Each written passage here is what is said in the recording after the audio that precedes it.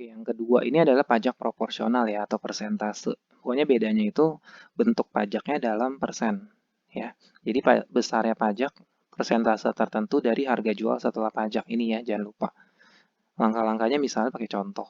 Di sini ada pajak fungsi permintaan P sama dengan 6 min 2 Q, penawaran 3 plus Q, ada tarif pajak 20%. Nah, ini contoh yang proporsional ya, dalam persen.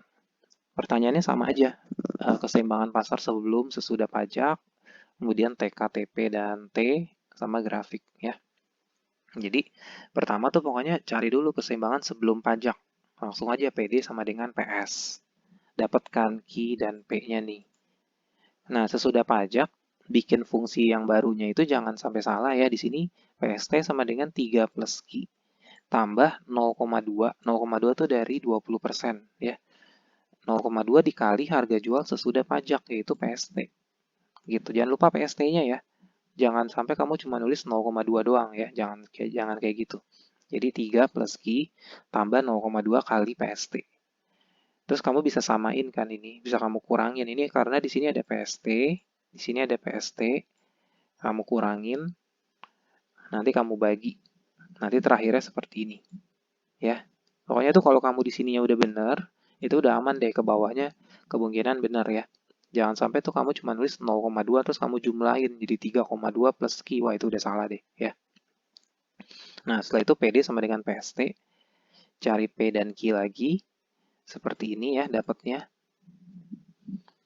Kemudian kalau kita mau nyari TK, TP, dan T, ubah dulu sejak persentase tadi ke dalam pajak spesifik. Caranya gampang aja. Tadi kan teksnya itu 20% dari harga jual baru kan. Ya udah 20% kali harga jual baru tuh yang ini. Ya, yang sesudah pajak tadi. Kaliin. Dapat spesifiknya atau dalam mata uangnya segini.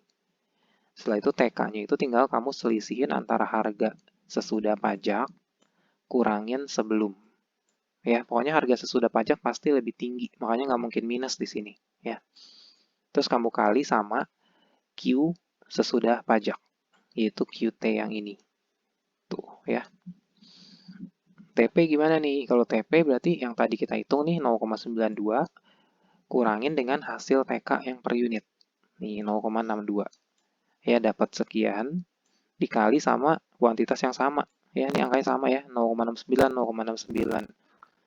Setelah itu kalau yang apa namanya yang per pajak yang diterima ya, yang diterima pemerintah itu tinggal pajak per unitnya kali jumlah yang sama 0,69. Dapat deh ya. Grafik ya udah sama. Kamu bikin koordinat 3 fungsi ya, PD, PS, PST. Ini kebetulan tidak ada yang kuadrat, makanya lebih pendek. Kalau Q-nya 0, P-nya berapa? P-nya 0, Q-nya berapa? Ya, dapat koordinat, terus kamu kasih tanda di sini. Kalau dia proporsional, dia titik yang di sini sama ya, tinggal bergeser gitu. Kalau yang tadi kan, yang sebelumnya itu, dia ada 2 garis. Ya, dia bergeraknya kalau ada pajak ke atas. Semuanya bergerak ke atas ya, jadi ujung sini juga bergerak, yang ujung sini juga bergerak. Kalau yang proporsional, ujung yang di bawah ini sama, titiknya sama, yang bergerak cuma atasnya. Tadinya di hijau, naik ke orange. Gitu. Ini yang PD. Titik pertemuannya adalah itu keseimbangannya. Ya, seperti itu. Ya, itu aja ya pengantarnya ya. Jadi kalau yang soal latihan kan kita udah bahas. Pokoknya sama aja. Intinya tuh kalau kamu ngerti yang pengantarnya ini, yang awal-awal, pasti ke bawahnya juga bisa. Ya, mau soalnya divariasiin kayak gimana pun, caranya sama. Yang penting, rubah dulu ke dalam bentuk P sama dengan, itu udah paling gampang. Jadi kalau ada pajak, ada subsidi, fungsi ubah ke dalam P sama dengan. Ya, karena nanti setelah itu, kamu tinggal plus. Ingat aja ya, logikanya kalau ada pajak, harga itu akan bertambah, bukan kuantitas yang bertambah ya. Makanya di sini saya nyuruh rubah ke dalam P sama dengan supaya logikanya masuk. Kalau ada pajak, harga naik. Kalau misalnya fungsinya dalam Q, kayak mana ya, ada nggak ya contohnya? Misalnya yang, oh ini nggak ada. Kita lihat ya.